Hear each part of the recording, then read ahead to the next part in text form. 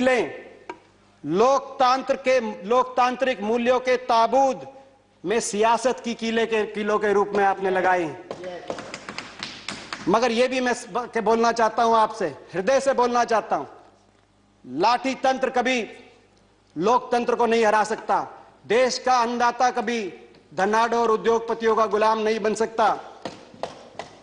इन कीलों को, इन नफरत की कीलों को किसान, इन नफरत के कीलों को जो उगाया है सरकार ने, नफरत की कीलों की जो खेती की है, इसकी भी कटाई किसान अपने प्यार की दराती से करना जानता है। इस सब के बाद भी सच आएगा। सच में ताकत है, सच आएगा। इंटरनेट, आज मेरे पूरे इलाके के अंदर इंटरनेट बंद है।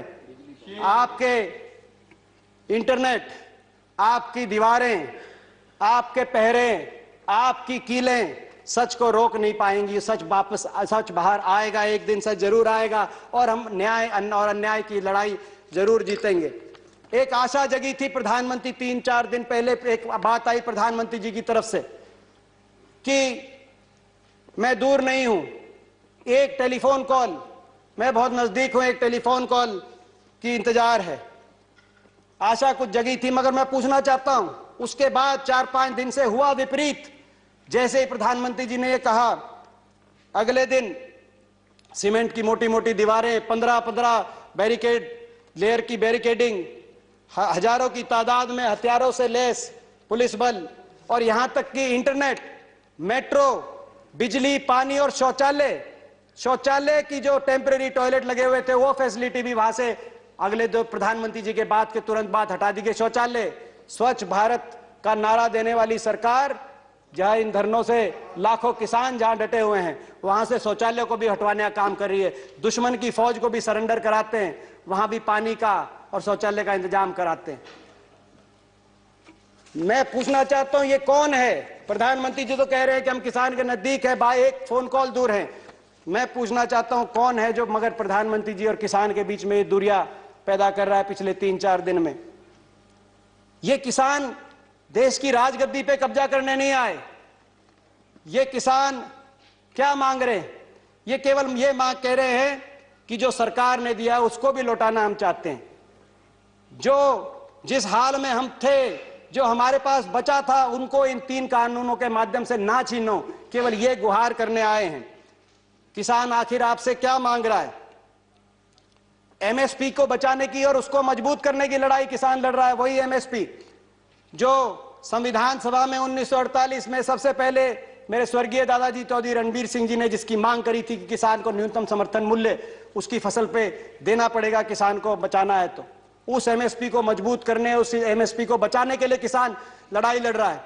उस एपीएमसी और उस मंडी व्यवस्था को बचाने के लिए किसान लड़ रहा है, जो चौधरी छोटू राम ने 1938 में ज्वाइंट पंजाब, पेशावर से पंजाब तक, पेशावर से पलवल तक जब एक राज्य था, उस समय जब मंडी व्यवस्था बनी थी, उस मंडी व्यवस्था को मजबूत करने के लिए किसान लड़ाई लड़ रहा है। उस उपभोक्ता को बचाने के भी लिए लड़ाई लड़ रहा है, जो एसेंशियल कमोडिटी एक्ट से जो भंडारण, असीमित भंडारण। माननीय दीपेंद्र जी कंक्लूड करिए, आपका समय हो गया। थोड़ा समय कंक्लूड, ऑलरेडी समय अधिक हो गया। हाँ, समय अधिक हो गया।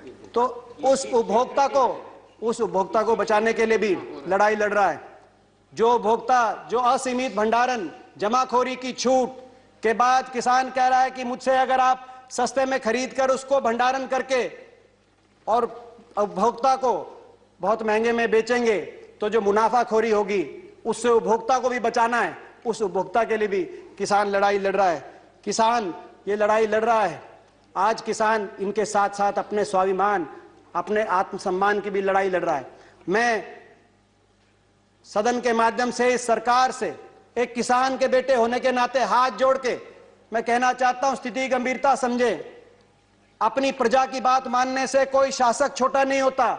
अपनी प्रजा की बात मानने से कोई सरकार, किसी सरकार की हार नहीं होती। किसान की बात समझे, किसान के इन 3 कानूनों को वापस ले सरकार। किसान के ऊपर झूठे मुकदमे जो बने, उन मुकदमों को सरकार वापस ले और बड़ा दिल दिखाए। मैं कंक्लूड करता हूं अभी।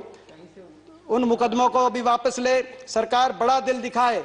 सरकार को बड़ा दिल दिखाना पड़ेगा ताकि देशभक्त किसान के दिल में कोई अविश्वास पैदा ना हो, कोई एक विश्वास पैदा होने की गुंजाइश ना हो। मैं इसके साथ साथ ये भी कहना चाहता हूं, जिस तरीके से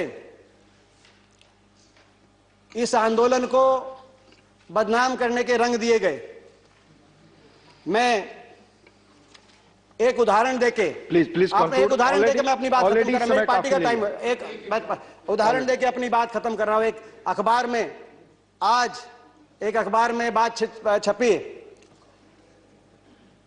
दैनिक भास्कर अखबार में। अंदाजा लगाएं आप कि कौन बैठे हैं। मुझसे पूछा गया अभी कि कौन बैठे हैं यहां पर। कहा गया बीजेपी की तरफ से फिक्र। बड़ौदा के 78 साल के पति का हाल जानने आंदोलन में पहुंची रामरती। 54 दिन के बाद पति को देखकर छलके आंसू। बोली, बालका के बाबू तू ठीक से। 54 दिन। मैं सरकार को कहना चाहता हूं, किसानों की बात माने हाथ जोड़कर, और आत्ममंथन भी करे सरकार। यह आत्ममंथन का भी समय है सरकार का। आप आत्मनिर्भर की बात कर रहे हैं। अभी बोल रहे थे कि भाई किसान के लिए क्या किया। ये वही किसान है। आजादी के समय 30 करोड़ का पेट पालने के लिए बाहर से आपको लाना पड़ता था ना। आज 135 करोड़ देश का पेट पालने का काम। सभापति, मुझे आखिरी वाक्य।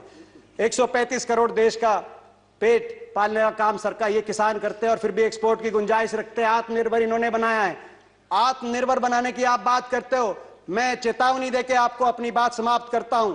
आत्ममुग्ध सरकारें, भूपेंद्र जी आप तो हिंदी के ज्ञाता हैं, आत्ममुग्ध सरकारें आत्मनिर्भर भारत का निर्माण नहीं कर सकती है। चेतावनी मैं देना चाहता हूं। और एक वाक्य के साथ अपनी बात खत्म करता हूं। जय जय जवान, जय किसान, जय हिंदुस्तान। धन्यवाद दीपेंद्र जी।